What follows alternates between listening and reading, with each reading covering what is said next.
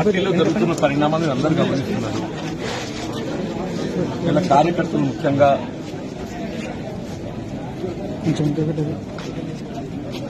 అంటే వాళ్ళు ఏ విధంగా మనస్తాపానికి గురైన వాళ్ళు ఏ విధంగా బాధ వ్యక్తం చేస్తున్నారు.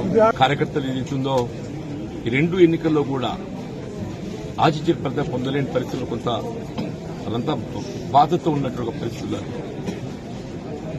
ఇవాళ మరి ఇక్కడ ఇంతకాలం ఏదైతుందో ఎవరితోనైతే పోరాటం చేసినామో మరి ఆ శాసనసభ్యుని ఏదైతుందో ఏకపక్షంగా పార్టీలో చేర్చుకోవడం పట్ల కార్యకర్తలందరూ కూడా వారి యొక్క బాధ వాస్తవంగా పార్టీ బలోపేతం అనేది ప్రధానమని చెప్పండి. అటువంటి పార్టీ బలోపేతం కొరకు అగ్రనిచులు కృషి చేసి 4 దశాబ్దాలుగా ఈ ప్రాంతం పార్టీ పటిష్టానికి పనిచేస్తుంది, ప్రజలకు అందుబాటులో ఉండి సమస్యల పరిష్కారానికి తోడ్పడుతున్న పరిస్థితుల్లో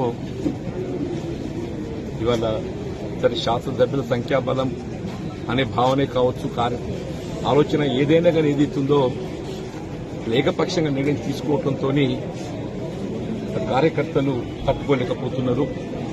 వారి యొక్క మరి ఆలోచన సూచనలు దానికి అనుగుణంగా భవిష్యత్తు కార్యక్రమాన్ని నిర్ణయం తీసుకొని జరుగుతుంది. మరి భవిష్యత్తు కాలం నిర్ణయిస్తుంది. భవిష్యత్తు నిర్ణయం ఏదైతుందో కాలం నిర్ణయిస్తుంది, దానికి అనుగుణంగా ముందు పడుతుంది. అంటే ఇప్పుడు శ్రీధరబాబుతో మీరు మాట్లాడారు కదా, మీరు అంటే ఆయన సమ్మతించారా? విద్వత్ సంతృప్తి అనేది కాదు, జరిగిన పరిణామాలపై ఏదైతుందో చర్చించడం జరిగింది. జరిగిన పరిణామాలపై చర్చించడం జరిగింది. కానీ శాసనసభ్యులు అనేది సంఖ్యాపరంగా మరి ప్రభుత్వానికి అండగా ఉండాలనే భావనతోని మరి ఇతర పార్టీలకు చెందినటువంటి ఒక శాసనసభ్యులు పార్టీలు చేసుకోవాలని చెప్పని తలంచవచ్చు.